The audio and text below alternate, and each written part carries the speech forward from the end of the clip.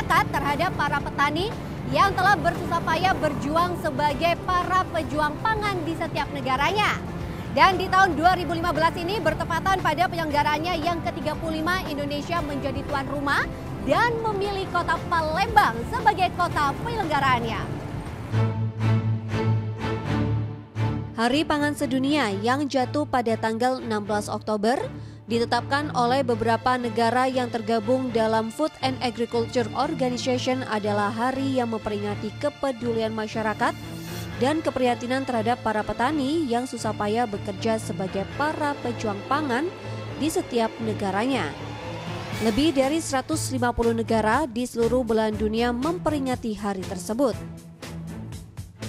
Peringatan Hari Pangan Sedunia yang ke-35 ini mengambil tema pemberdayaan petani sebagai penggerak ekonomi menuju kedaulatan pangan yang dilaksanakan di Palembang pada tanggal 17 hingga 22 Oktober 2015 bertempat di Jakabaring dan dihadiri oleh Bapak Wakil Presiden Republik Indonesia, Bapak Haji Muhammad Yusuf Kalla. Kita bertekad untuk swasembada, artinya tidak mengimpor, harus itu. Karena itu swasembada cuma 4 kuncinya: bibit yang baik, pengairan yang baik, peralatan yang baik, tentu teknologi yang harus diperbaiki. Berarti butuh penyuluh dan sebagainya. Itu saja, tidak ada yang lain. Jangan pernah sulit untuk kita tambah sawah. Sekali lagi, makin tanpa sawah bisa makin menyulitkan petani. Karena artinya produktivitasnya rendah, dia tetap miskin. Tingkatkan produktivitasnya. Cuma itu saja. Menaikkan harga salah.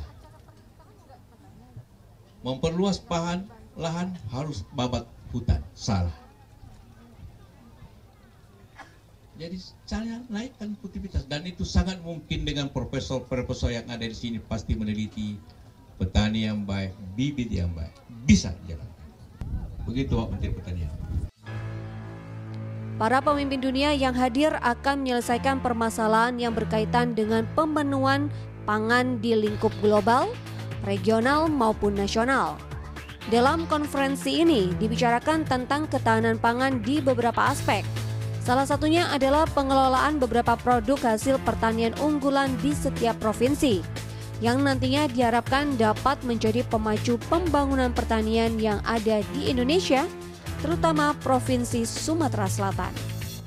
Sudah bertahun-tahun Sumatera Selatan surplus beras 1,3 juta ton kan, dan sekarang 5 besar di Indonesia, dan sekarang kita mendapat target lagi tambahan meningkatkan lagi surplus beras itu. Jadi kalau dikatakan kita harus punya ketahanan stok beras nasional sekian juta ton, 1,3 atau nanti ditambah hampir 2 juta ton itu berasal dari Sumatera Selatan. Itu sumbangan terbesar dari Sumatera Selatan di bidang pangan. I think like all other countries in the world, Indonesia is facing the impact of climate change, as we can also see now with the El Nino phenomenon. While El Nino happens every so many years, it tends to happen more intensely, it tends to last longer. And as we are facing climate change, we need to prepare for that. I mean, the haze and the fires is also clearly a result of extreme climatic events which are having a negative impact. So the way nations prepare is what we call through improved resilience.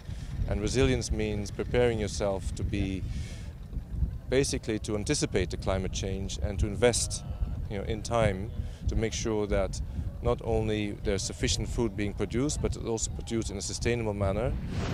Bagi Indonesia, membangun ketahanan pangan merupakan kebutuhan mutlak dengan memusatkan segala daya dan upaya mencapai ketahanan pangan sebagai tujuan bersama. Mari kita cintai produk lokal hasil bumi kita sendiri. Selamat Hari Pangan Sedunia. Saya Alicia Vita melaporkan dari Palembang.